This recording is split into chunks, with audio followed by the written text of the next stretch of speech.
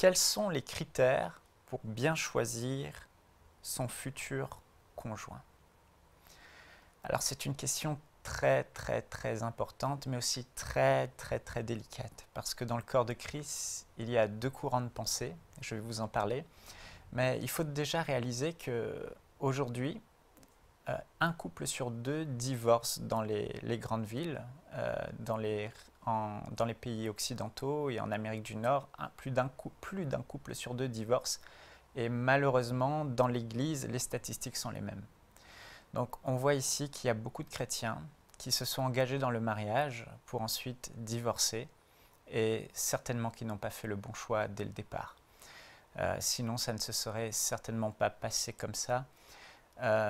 Mais c'est une question délicate à laquelle on va répondre, mais vous devez déjà réaliser que c'est une question très importante parce que si vous faites le mauvais choix, après c'est votre vie qui sera ruinée. Si vous avez des enfants, c'est la vie de vos enfants qui sera ruinée.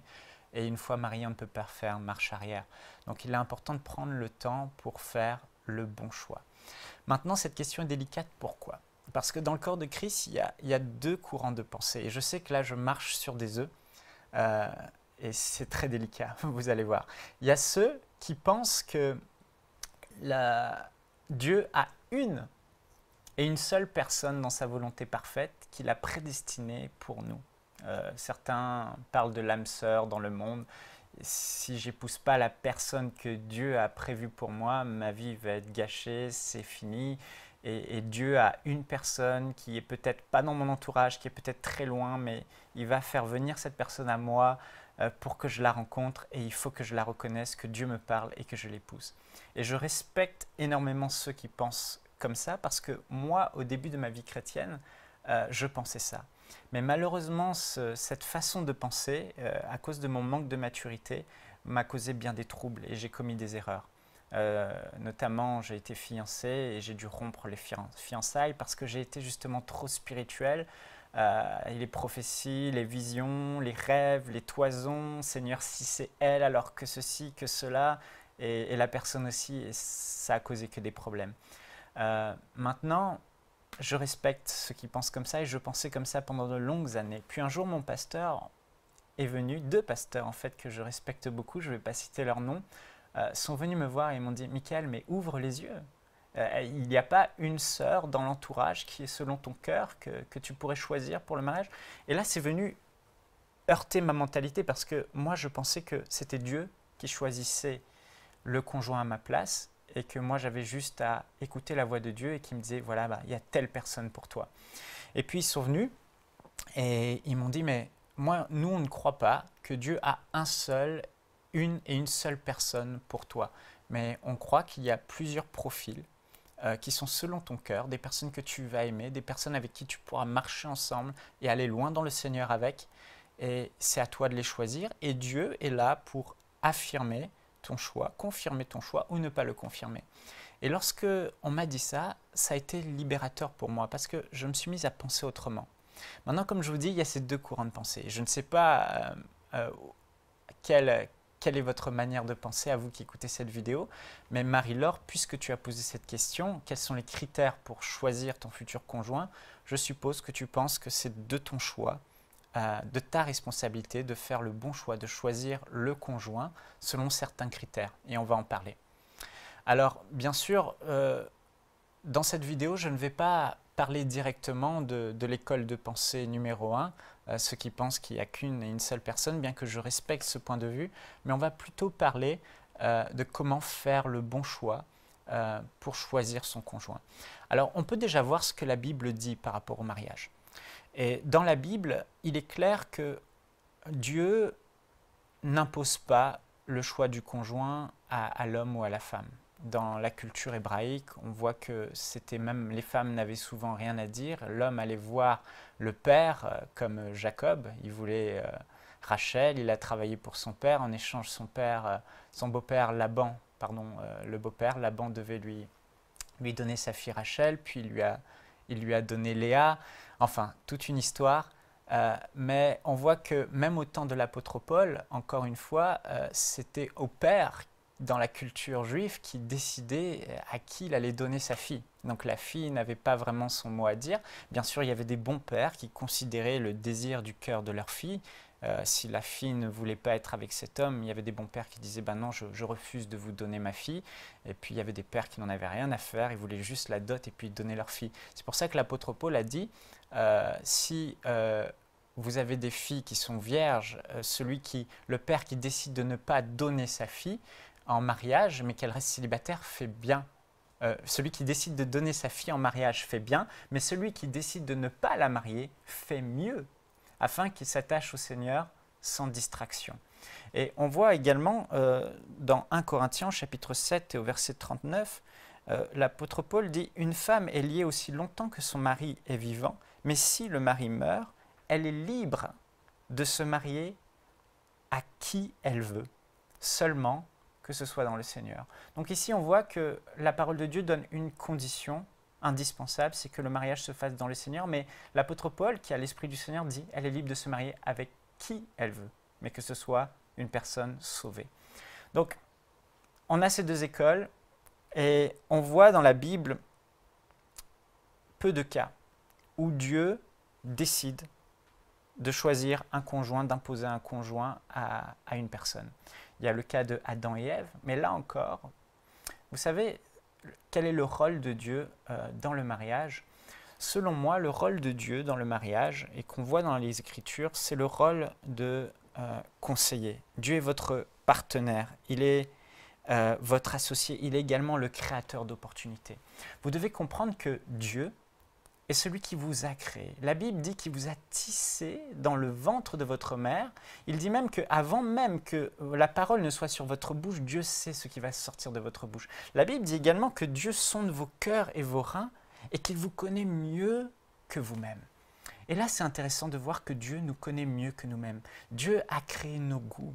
Si vous êtes attiré par certaines choses ou vous avez plutôt certains talents, c'est parce que c'est Dieu qui a mis ces choses en vous avant que vous ne soyez sur terre. Donc Dieu vous connaît mieux que quiconque et Dieu, son rôle dans le mariage, son rôle premier, c'est de faire passer devant vous la personne selon votre cœur parce qu'il vous connaît. Donc peut-être que vous attendez aujourd'hui d'entrer dans le mariage, de rencontrer cette personne avec qui vous allez partager votre vie. Et j'aimerais déjà vous dire que Dieu, son rôle premier, c'est de vous créer cette opportunité. On voit que Dieu est le créateur d'opportunités et on le voit dans la Genèse, au travers de Ève et Adam.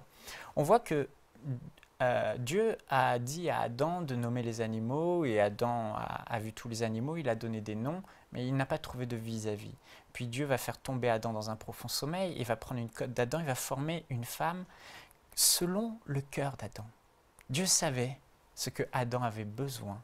Dieu savait quel partenaire Adam devait avoir. Dieu savait qui Adam allait aimer. Et regardez bien ce qui est écrit dans Genèse au chapitre 2, verset 22. L'Éternel Dieu forma une femme de la côte qu'il avait prise de l'homme et il l'amena vers l'homme. Et ici, on voit que Dieu est celui qui peut, dans votre situation, faire passer devant vous les opportunités selon votre cœur, parce qu'il vous connaît. Et il peut amener là où vous êtes, dans votre région, dans votre église, dans votre ville, dans votre travail, amener la personne que vous allez pouvoir aimer et choisir, qui sera selon votre cœur. Et puis il dit, et l'homme, au verset 23, dit, « Voici cette fois celle qui est os de mes os, chair de ma chair, on l'appellera femme parce qu'elle a été prise de l'homme. » Ici, on ne voit pas que Dieu impose le choix à Adam. On voit que Dieu amène la femme devant Adam, mais c'est Adam qui lui-même choisit. Et c'est un privilège que Dieu nous laisse que de choisir notre conjoint. C'est une grâce. Si Dieu avait fait de nous des robots, il nous a dit « toi, tu épouseras elle, ce serait dommage. » Mais Dieu, ici, il se place comme notre associé, comme notre partenaire. Et vous pouvez compter sur lui pour que, si vous avez besoin d'un conjoint, vous dites « Seigneur, mais attire à moi la bonne personne.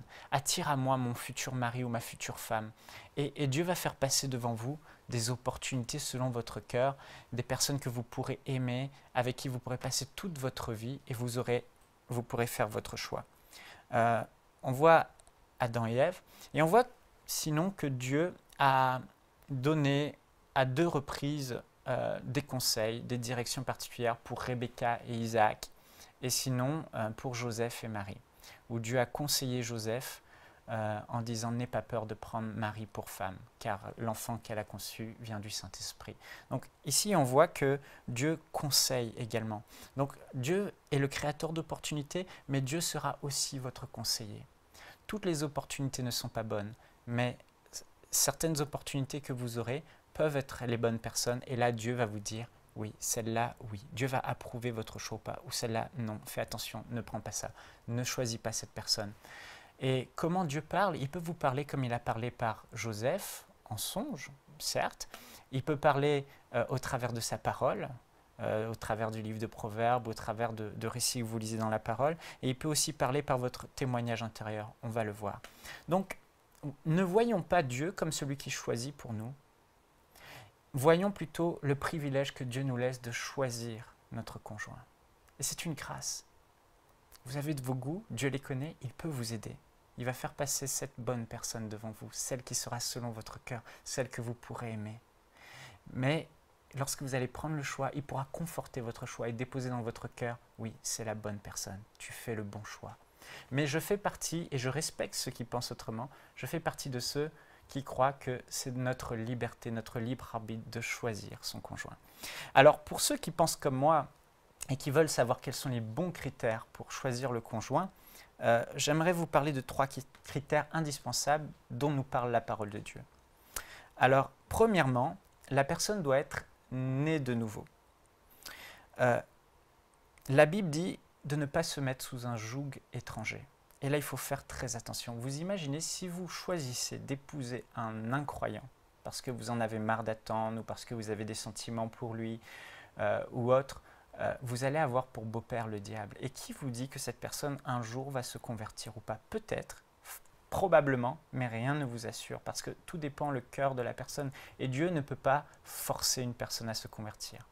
Donc, il est important, la Bible dit dans 2 Corinthiens au chapitre 6, 14, c'est un commandement, on ne doit pas se lier à des infidèles, on ne doit pas se lier à des incroyants. Alors la Bible dit, ne vous mettez pas avec les infidèles sous un joug étranger, car quel rapport y a-t-il entre la justice et l'iniquité? Ou qu'y a-t-il de commun entre la lumière et les ténèbres? Donc ici, la Bible est claire. Elle dit, n'épousez pas un incroyant. Dans 1 Corinthiens, au chapitre 7 et au verset 39, on l'a lu tout à l'heure, une femme est liée aussi longtemps que son mari est vivant, mais si le mari meurt, elle est libre de se marier avec qui elle veut, seulement que ce soit dans le Seigneur. Alors là, j'aimerais vraiment vous dire de faire très attention. J'ai 4 amis dans mon entourage aujourd'hui qui vivent des défis. Certains sont divorcés, d'autres sont en voie du divorce, et c'est la catastrophe parce qu'ils ont choisi d'épouser des personnes qui n'étaient pas nées de nouveau, mais qu'ils pensaient être nées de nouveau. Et c'est délicat. Vous savez, dans les églises, beaucoup de gens fréquentent les églises, vont à l'église le dimanche matin, lisent la Bible, écoutent les messages, lèvent les mains pendant la louange, mais ne sont pas sauvés. Et c'était mon cas. Jusqu'à l'âge de 19 ans, j'ai grandi dans les églises, mais je ne connaissais pas Jésus. Je n'étais pas né de nouveau. Alors là, vous devez faire très attention. C'est un critère indispensable. La personne que vous allez épouser, assurez-vous qu'elle est née de nouveau. Cette personne que vous allez choisir doit être sauvée, doit être une enfant de Dieu. Sinon, vous allez vivre de gros défis. Et cette personne risque de vous éloigner du Seigneur. Cela risque de vous conduire au divorce. Une fois mariée, elle vous dira « Je ne veux plus aller à l'église, je ne veux plus entendre parler des chrétiens ». Et je connais une personne comme ça, une amie à moi, et malheureusement ça m'a fait beaucoup de peine. Elle a épousé un homme qui était dans les églises, tout semblait bien aller. Et puis après le mariage, après quelques années, cet homme ne veut plus entendre parler de l'église. Donc là on peut se poser la question, est-ce qu'il était vraiment né de nouveau? Il ne veut plus entendre parler du Seigneur. Il ne veut même plus aller à l'église, il ne veut même plus qu'elle aille à l'église. D'autres personnes semblaient être nées de nouveau, mais quand l'épreuve est venue, ce qui est à l'intérieur d'eux est sorti, leur vraie nature, et ils réalisent qu'ils n'étaient pas sauvés. Donc Jésus dit, on reconnaîtra un arbre à ses fruits. Vous devez observer la vie de la personne. Prendre du recul. Est-ce que cette personne est réellement sauvée? Vous savez, si une personne ne parle jamais de Jésus d'elle-même, Jésus, pas Dieu, Jésus, Jésus-Christ son Sauveur, si la personne ne témoigne jamais de Jésus, si vous voyez que cette personne n'a pas les fruits de la nouvelle naissance dans sa vie, mettez une pause, attendez. Attendez que cette personne soit née de nouveau ou qu'elle soit enflammée pour Dieu, parce que là, vous prenez des risques. Ce n'est pas parce que quelqu'un va à l'église, ouvre sa Bible ou prie que la personne est sauvée. Vous devez faire très, très, très attention. Le deuxième critère pour choisir son conjoint indispensable, c'est que vous devez vous aimer. Vous devez avoir même des sentiments amoureux. Il y a des personnes qui sont trop spirituelles ou qui s'engagent dans le mariage simplement parce qu'une personne est née de nouveau, elles ne veulent pas attendre. Mais si vous n'avez pas de sentiments pour cette personne, si quand vous êtes éloigné de cette personne, elle ne vous manque pas plus que les autres, ou que vous n'avez pas vraiment envie de passer du temps avec elle, posez-vous des questions. Vous devez l'aimer. Vous devez l'aimer. Vous ne devez pas attendre le mariage pour aimer cette personne. Vous devez aimer qui elle est. Vous devez aimer même son physique. Vous imaginez que tous les matins, vous allez vous réveiller en face de cette personne et vous allez voir la même tête pendant des années. S'il y a des choses sur son visage qui ne vous plaît pas, même si l'apparence physique n'est pas le plus important, ça ne va pas aller. Vous aurez des tentations, des difficultés dans le mariage. Vous devez aimer son physique. Il doit vous plaire, elle doit être selon votre cœur. Et vous devez aimer son caractère. Comment la personne réagit face aux circonstances. Vous savez, le caractère, c'est ce qui fait qu'une personne réagit toujours de la même façon. Comment cette personne réagit lorsqu'elle a des pressions, lorsqu'il faut prendre des décisions? Comment elle réagit? Est-ce que vous aimez la manière dont elle est, la manière dont elle parle, la manière dont elle agit? Vous aimez ce qu'elle est? Alors c'est très important. Attention au coup de foudre. J'ai eu beaucoup de personnes, de filles que j'ai pu rencontrer, plusieurs en tout cas, et ça a été le coup de foudre. Et puis, vous savez, on est d'humeur différente. Un matin, vous trouvez la personne, waouh, elle est magnifique, elle est super. Et puis, 2 mois plus tard, hop, une autre opportunité passe devant vous et vous réalisez, ah bah non, finalement, je l'aime pas tant que ça. Et c'est important que moi, je ne crois pas au coup de foudre. Je ne crois pas parce qu'on apprend à aimer quelqu'un pour ce qu'il est. Et quand vous voyez une personne, là, c'est le coup de foudre. Waouh, elle est magnifique. Waouh. Vous aimez une personne que vous imaginez comment elle est. Mais en réalité, vous ne la connaissez pas. Donc, vous devez laisser passer vos émotions, passer ses sentiments et apprendre vraiment à aimer la personne pour ce qu'elle est. Et vous ne pouvez pas aimer une personne sans véritablement la connaître. Voilà. Alors, vous devez également, le troisième point, critère indispensable, c'est avoir la même vision. Donc la Bible dit dans Amos au chapitre 3 et au verset 3, 2 hommes marchent-ils ensemble sans s'être mis d'accord ou sans s'être concertés? Vous ne pouvez pas épouser quelqu'un si vous avez une vision et la personne a une autre vision. Vous ne pouvez pas aller dans une direction et après le mariage, la personne dit non, moi je ne veux pas aller. Imaginez, vous avez un ministère et Dieu vous appelle à aller dans tel pays et la personne ne veut absolument pas habiter dans ce pays. Imaginez que la personne veuille aller vivre dans son pays d'origine ou imaginez qu'elle n'a pas la même vision pour les enfants. Vous voulez des enfants, elle n'en veut pas, mais c'est catégorique, elle ne veut pas d'enfants. J'ai rencontré une personne comme ça récemment, tout allait bien. Et puis le jour où ils ont eu des enfants, tout d'un coup, le mari a changé et il est parti de la maison, il l'a quitté parce qu'il ne voulait pas d'enfants. C'est important que vous ayez la même vision. Quand j'ai rencontré mon épouse Yveline, je me suis assis avec elle et je lui ai dit, voilà ma vision, le Seigneur a un appel sur ma vie. Si le Seigneur parle dans ma vie, il me dit, va à tel endroit, à l'autre bout du monde, j'irai. Est-ce que tu es prêt à ne pas t'attacher à un endroit et aller au bout du monde pour Jésus? Elle s'est mise à pleurer. Parce qu'elle imaginait une petite vie tranquille, dans un coin, elle s'était fait ce rêve. J'ai dit, mais tu sais, on ne pourra jamais être ensemble si tu ne renonces pas à tous tes rêves, parce que c'est mon appel. Et là, elle a dû faire un choix, et elle a dû s'accorder avec moi, et on s'est mis d'accord, on avait la même vision. Pour les enfants, elle voulait des enfants, j'en voulais, et on était d'accord sur le nombre. Ce n'est pas un sujet de discorde. Les églises, on avait la même vision. J'ai dit, moi, je suis quelqu'un qui croit au don du Saint-Esprit, qui croit au don spirituel, qui aime la présence de Dieu. Je n'irai jamais dans une église où le Saint-Esprit est éteint, où on ne veut pas de manifestation du Saint-Esprit. Ce n'est pas mon cœur. Moi, je veux être dans une église où on prêche la parole de foi, on prêche le plein évangile. et on s'est aligné, on s'est accordé, et elle aussi, c'était le cas.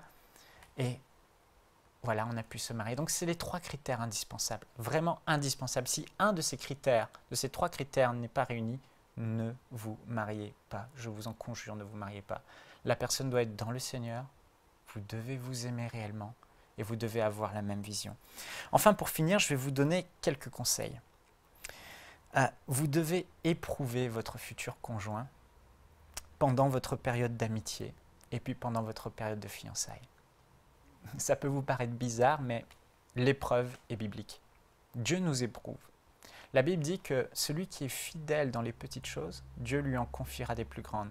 La Bible dit aussi que celui qui est fidèle dans les richesses, dans la gestion des richesses qu'il y a autrui, Dieu lui donnera ses propres richesses. Donc Dieu nous confie les richesses des autres et il voit comment on les gère. Et si on les gère bien, il nous donnera nos propres richesses. Dieu voit comment on gère nos petits engagements, nos petites responsabilités. Si on est fidèle dans ces petites choses, il nous en confie des plus grandes. Donc Dieu nous éprouve, Dieu nous regarde, Dieu nous teste pour voir ce qu'il y a vraiment à l'intérieur de nous et comment on réagit. Et de même, puisque c'est biblique d'éprouver les gens, vous devez éprouver impérativement cette personne. J'ai un ami qui est un homme de Dieu aujourd'hui, mais il est aussi très connu dans le milieu séculier. Et beaucoup de filles rôdaient autour de lui. Et puis il y en avait une particulière qui l'aimait et qui l'a choisie et qui est devenue son épouse aujourd'hui. Et il a dit, moi je l'ai pressé comme un citron pendant des années. Vous savez, parce que c'est quand vous pressez le citron que vous voyez le jus qui est à l'intérieur et vous pouvez voir. Il y a un frère qui un jour a rencontré une fille qui a donné sa vie au Seigneur à l'église, en tout cas d'apparence. Et ils étaient ensemble depuis plusieurs années, ils avaient rencontré le pasteur, depuis plusieurs mois, pardon, ils avaient rencontré le pasteur, tout allait bien, elle était fidèle à l'église et tout ça. Et tout allait bien. Puis à un moment dans sa vie, il y a eu une épreuve, une grosse épreuve. Et tout d'un coup, la fille a totalement changé. Dès que l'épreuve est venue dans sa vie, elle a délaissé le Seigneur, elle tient des propos mauvais, des propos vulgaires aujourd'hui, et elle est anti-Dieu. Comment c'est possible? Je ne sais pas, mais ce que je veux vous dire, c'est faites attention. Il faut que votre conjoint montre sa véritable nature pendant vos temps d'amitié, pendant vos temps de fiançailles, avant le mariage, c'est indispensable. J'ai un ami, le pasteur Donato, son pasteur lui disait, pour savoir si cette femme sera une bonne épouse pour toi, alors pendant que tu marches avec elle, tu appuies très fort sur son pied, tu lui donnes un gros coup dans le pied et tu vois comment elle réagit. Si elle se met à t'insulter ou si elle reste calme et douce, si elle te pardonne. C'est une illustration qui est drôle, mais vous devez éprouver cette personne. Prenez de la distance, regardez-la et éprouvez-la. Voyez ce qu'il y a à l'intérieur, voyez ce qui va ressortir de cette personne. Un autre conseil que je peux vous donner, le meilleur des conseils que je peux vous donner, c'est soyez amis pendant un bon moment avec cette personne. Ne soyez pas trop pressés. Soyez sages, car le mariage, c'est pour la vie. Quelqu'un de sage, il va prendre le temps qu'il faut avant de choisir la personne pour être sûr qu'il ne s'est pas trompé, que c'est le bon choix. Et vous devez être amis. Pourquoi? Parce que vous verrez la personne telle qu'elle est dans son entourage avant le mariage. Vous verrez si elle aime votre famille. Si vous aimez des personnes, les gens que vous aimez, votre famille, vos amis, si cette personne aime vos amis, aime votre famille, si alors que vous êtes amis, elle ne l'aime pas, ne pensez pas qu'elle les aimera lorsque vous serez mariés, elle ne voudra pas que vous voyiez votre famille. C'est important. Nos humeurs changent, la nature humaine change, vous pouvez vous réveiller un matin et avoir des goûts différents. C'est important de laisser le temps. Vous devez avoir une période d'amitié qui doit durer et de fiançailles qui doit durer au minimum 1 an, au grand minimum 1 an. Vous devez voir cette personne, lui parler. Voilà. Alors, autre chose,